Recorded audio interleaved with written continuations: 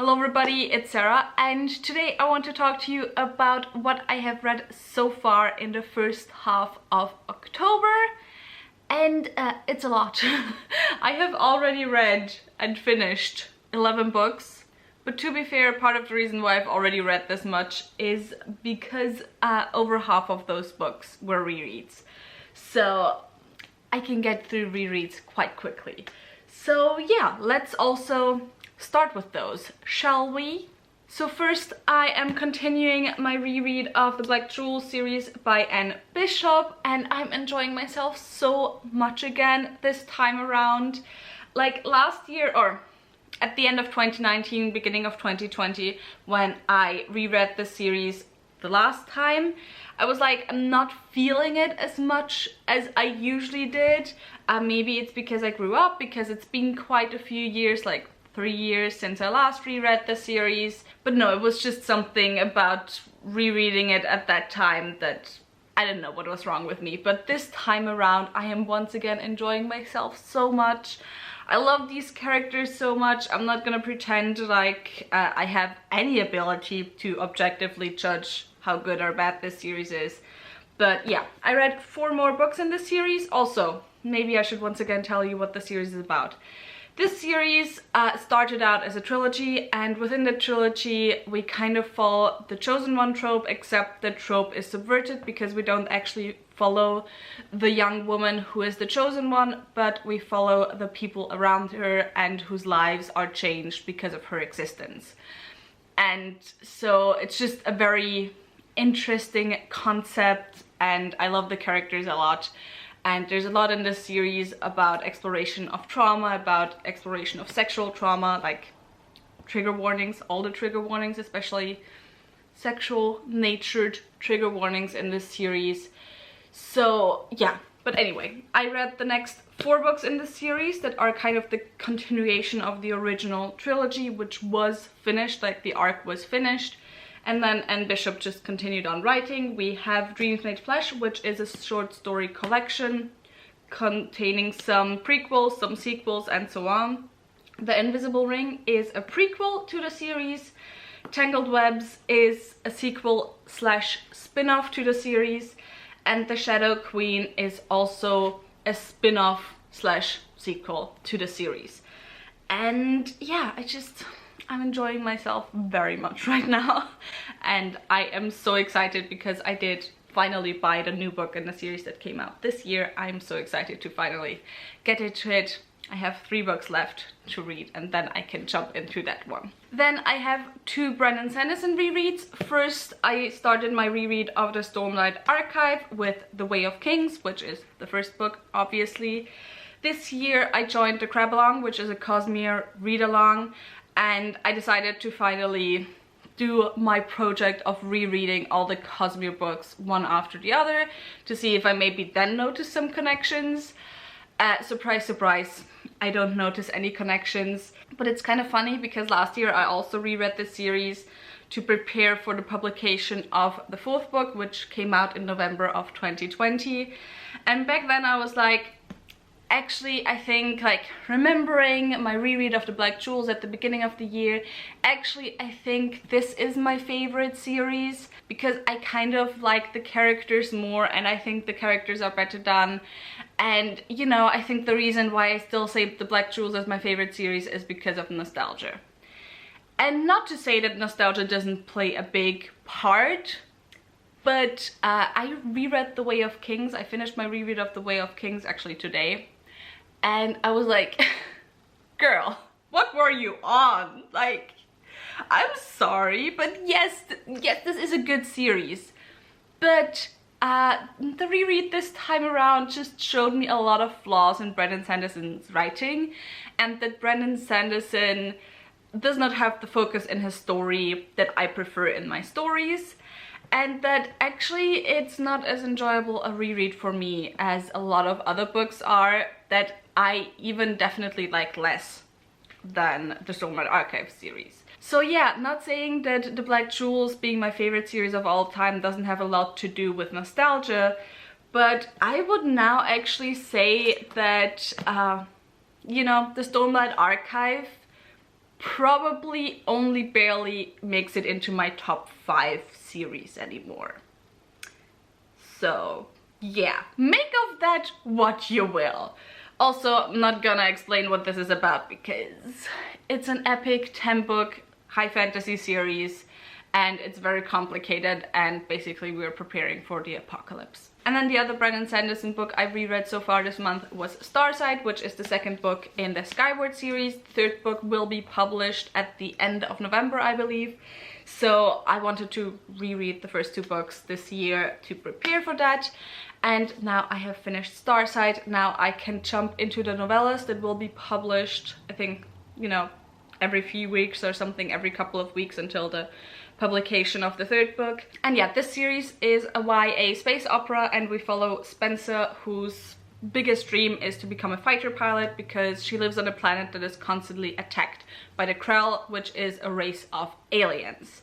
However, she is not allowed into the flight school because her father, in a very crucial battle, defected and he broke ranks, and because of that he was branded a coward. Because of that, Spencer and her entire family are also branded as cowards, and so they don't want to let her into the flight academy, but Spencer will not let that stop her from being able to fly.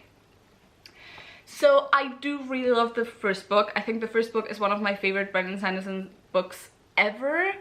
However, the 2nd book this time around, well, the problems that I had the last time with the book, I didn't have as much this time, which mostly concerned the absence of certain characters and the focus of where the story is going. Because, you know, I already knew that going into it, so I could appreciate the focus of the story more, not being disappointed that it didn't have the focus that I wanted it to have. Does it make sense?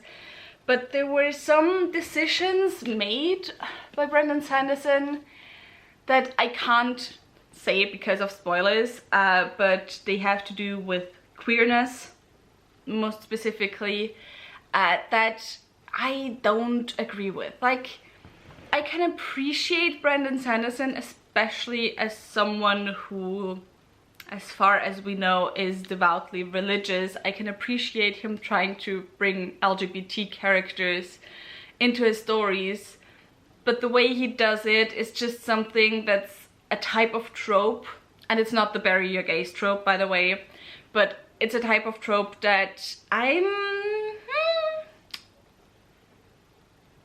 not exactly on board with. Let's say it like that. So yeah, excited to see where it goes in the future, however. So we'll see. We'll see.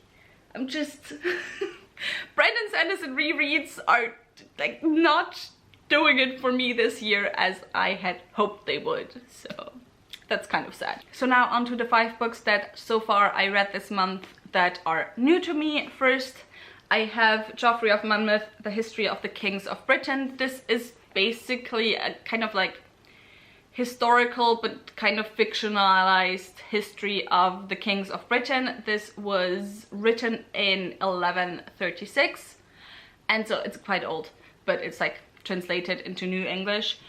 And yeah, I mean, it's easy to read, it's fun to read. I think if you're a fan especially of the Arthurian legends, I think this is definitely something you might want to pick up, because this, I think, is the first written down record that we have of King Arthur and of the story of King Arthur, and this is what most other Arthurian legends then build upon.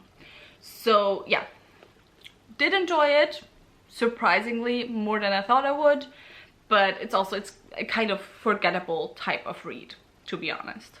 And then I read Selected Tales by Edgar Allan Poe. This was my gothic classic for the month of October, which I've kind of started 2 years ago to do that.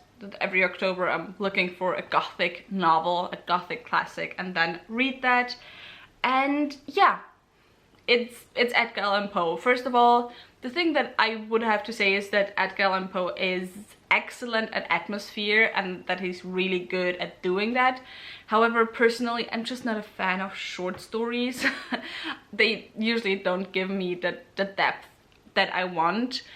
And I have to say that to a certain degree, like, the stories got quite repetitive after a time. So I do think that maybe it's better to read this like one at a time and not just the entire volume at once like I did. So yeah, that's my thought on that. Also, I just noticed that once again, aside from my Anne Bishop rereads, I had a more or less like average reading month and not really a great reading month. But yeah, the next book I want to talk about is Ariadne by Jennifer Saint. First of all, this copy is just so absolutely gorgeous. And wait, let me see if I can get it off. But the spine underneath, you can't see it, right? The spine underneath the dust jacket is also absolutely gorgeous. But this, as the name suggests, is an Ariadne retelling. So we follow Ariadne, who within Greek mythology was the Cretan princess, and she's the one who helped Theseus escape the Minotaur's labyrinth. And then in turn, she was left on a deserted island by him. And so, first of all, I absolutely loved the writing. I thought the writing style was gorgeous, really beautiful. Is it on a level with Madeline Miller? No, not really. But then again, like, there's few authors, especially within the Greek mythology retelling sphere, that can kind of reach that level of writing. Something I also did find very interesting is that I thought we would only follow Ariadne, but we actually also follow her younger sister, whose name I have sadly forgotten. Phaedra. We also follow Ariadne's sister Phaedra, and I really liked the relationship between the two sisters, and I really like the kind of juxtaposition between the two sisters, because they are very different from each other. Because where Phaedra is kind of disillusioned, cunning, and very, you know, ruthless in a way, Ariadne throughout the story stays very naive and innocent. And I really thought that, you know, contrast between the two sisters was really well done. The one thing that I would say kept me from absolutely loving this book was Ariadne's characterization, because the setup of Ariadne and then the ending, like her character arc, don't really work together. Because at the setup, we have the setup where Ariadne talks about how all the women are treated by the Greek gods and, you know, within Greek society, and how her mother has been treated, and after, you know, the thing that's not Zeus, Poseidon did with the bull and stuff, how she only became a shell of herself. And then she also talks about Medusa, and Ariadne says she doesn't want to be like her mother, she wants to be like Medusa. She wants to, you know, actively take her own fate into her own hands, and she wants to fight. Now, I thought that would kind of inform Ariadne's character development throughout the story. However, she very much stayed very passive main character and a very passive protagonist. And every time she proactively did something and decided to do something, she was kind of punished for that, and something horrible happened to her. And it just, I don't know, that rubbed me the wrong way. And so she did stay a very passive character until the very end, and she only had a few moments of, you know, being proactive. And yeah, it's kind of because of that I'm still not quite sure of my feelings about this book, what exactly they are. But what I can say is that if the author in the future publishes any more Greek myth retellings, I will definitely go and pick them up, and I'm interested in the author, if nothing else. Then I read Velvet Was the Night by Silvia Moreno Garcia, and oh boy, I just didn't have any luck this month with female main characters.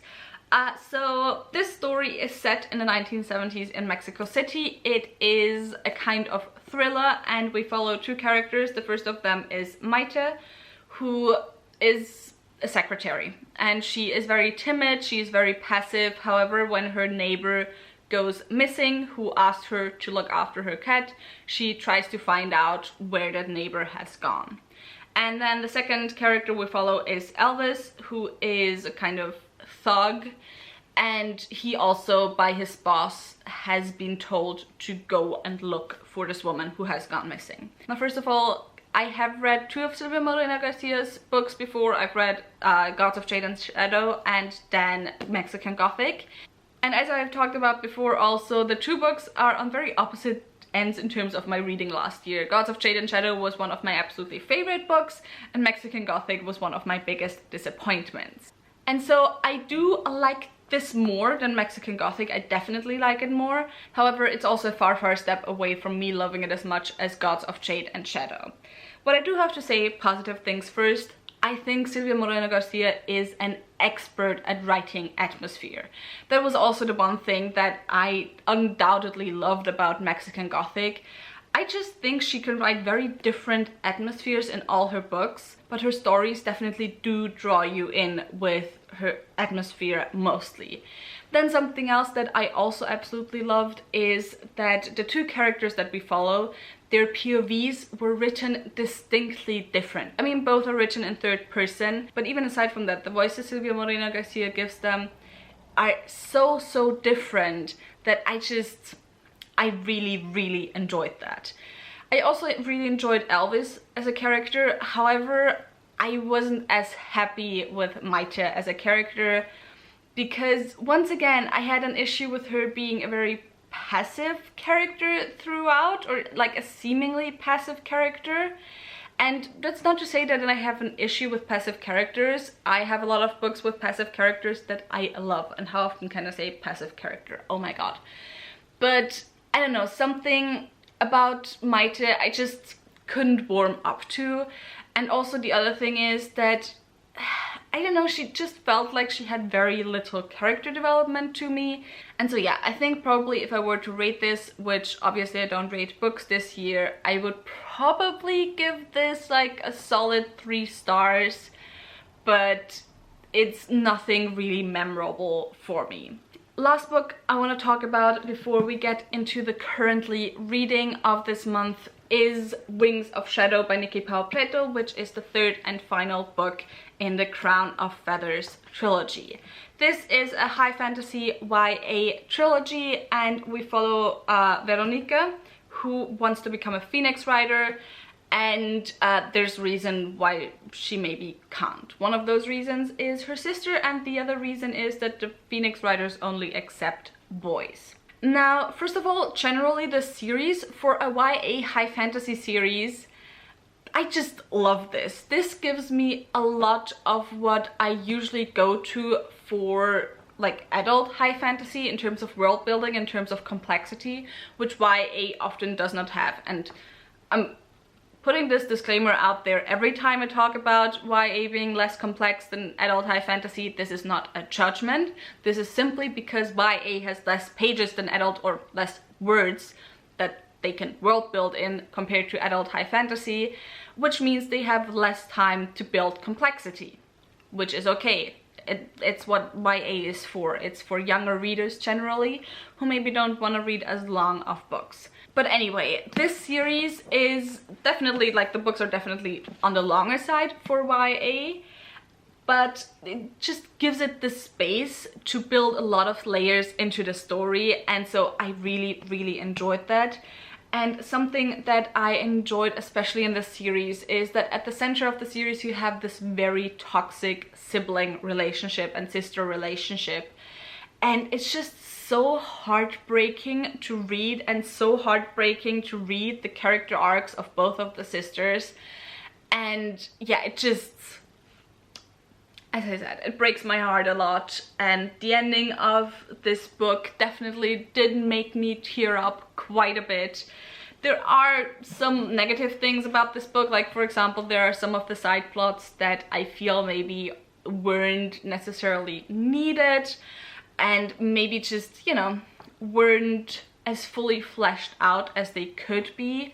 But once again, I put it more down to it being YA rather than adult, because I think if this was an adult book, those storylines definitely probably would have had the time to be fleshed out. But yeah, as it was, they weren't there. I mean, some of the side characters, some of the POVs I didn't really necessarily care as much about, But overall, as someone who does not enjoy reading YA that much anymore, absolutely love this. And also, this is one of the few YA high fantasy series where there is a prominent romance. There's actually multiple prominent romances, one of which is LGBTQ. But those romances don't, once they start, take over the entirety of the plot.